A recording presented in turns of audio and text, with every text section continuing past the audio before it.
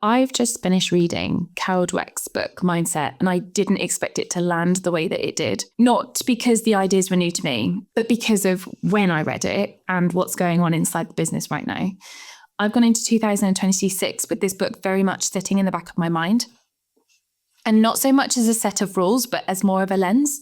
I've taken a lot of voice notes whilst reading, not just about the book, although scribbling everything down and quotes and pieces from the book, examples from the book, but also how I've spoken a lot about how it connects to how I work, how I react, and how decisions actually get made day by day.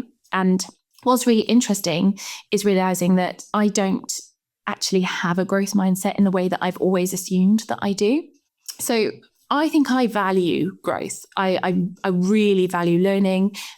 I value trying things. I value progress. Anybody that works with me, I ask questions always for clarity. I'm always looking at the possible, never shutting things down.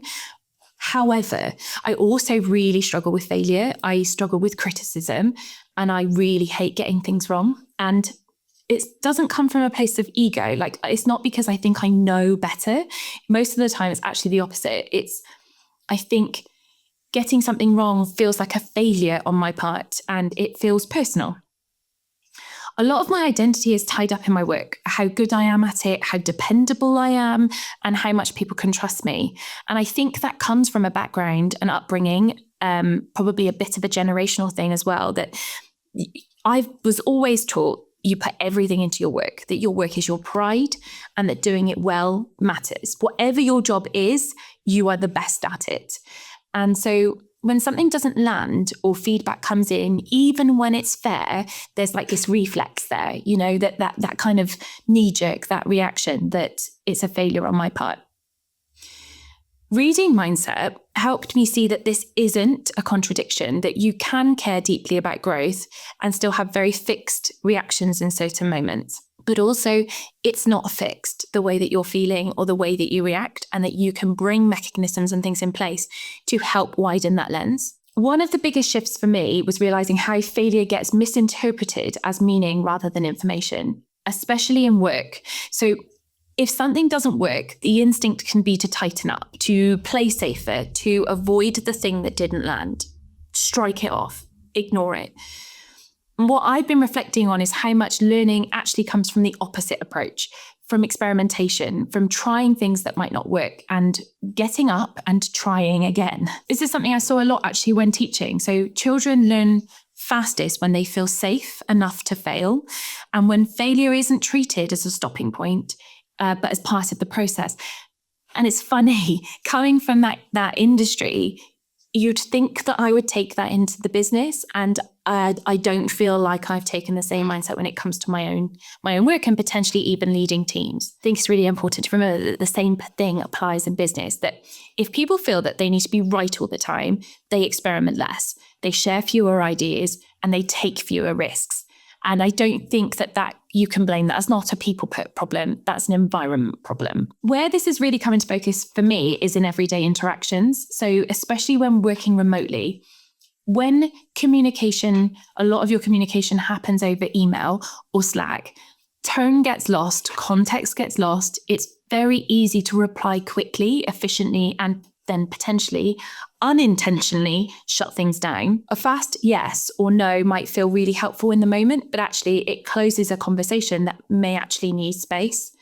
And what I've been actively working on is building in more pause, more curiosity, more openness in how I respond.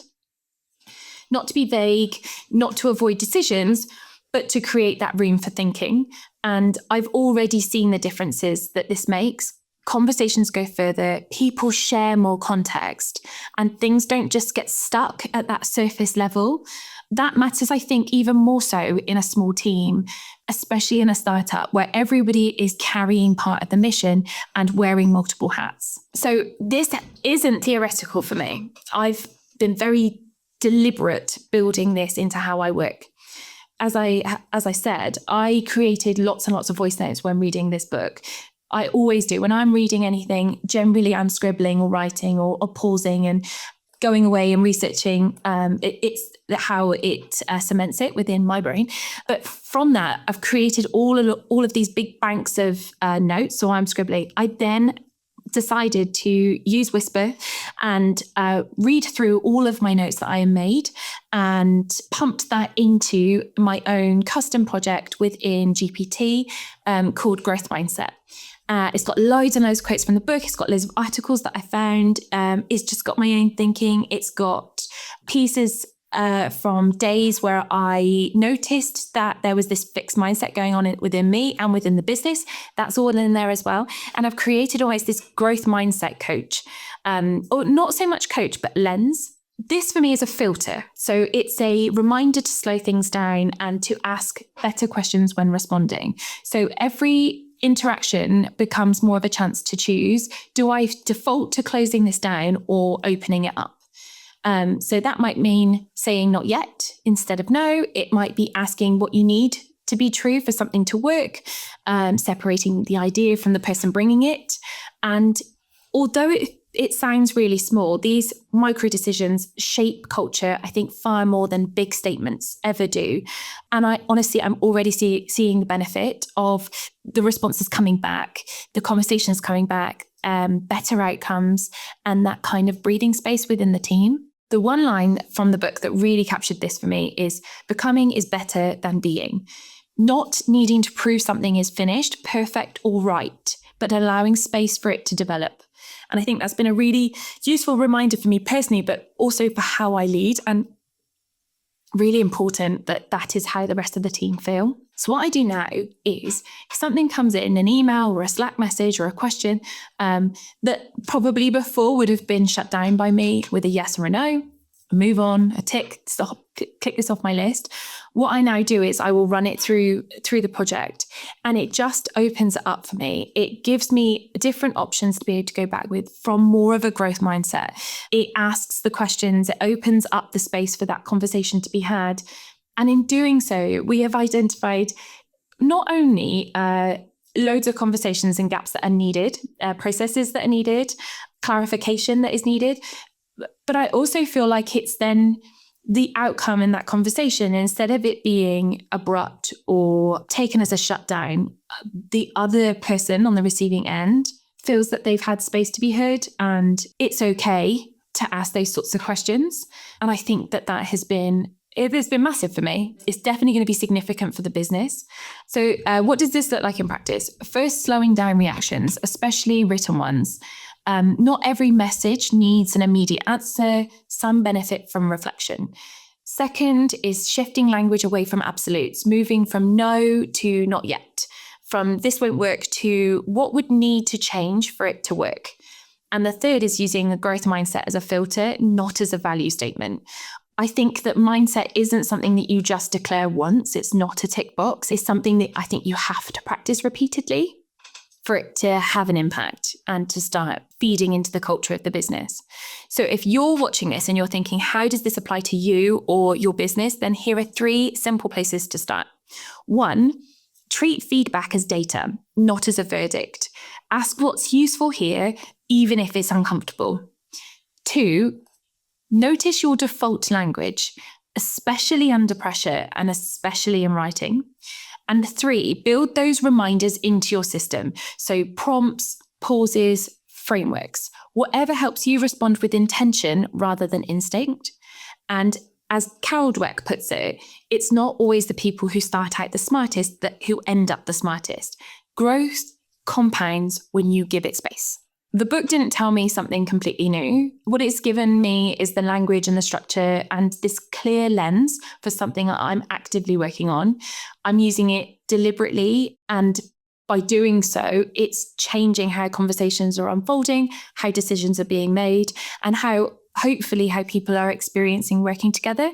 And I think that for me is what's so valuable when it comes to growth mindset. It's not just this concept, but actually a daily practice. So really, really important is it's making it safer to think, to try, and to learn in real time, which is what I'm all about. I hope that's been really helpful. There are loads and loads of books that I have read. That's me showing off, but no, it's not. There's loads of books that I have read when it comes to the impact that it's making within the business and within myself. But also there are loads of books that I'm currently reading as well that I want to share. So if you found this really helpful, then please let us know. If you've got any questions or if you want to talk about growth mindset, please do with me. Like I'm really interested to see how you guys do it, how you implement it within your business.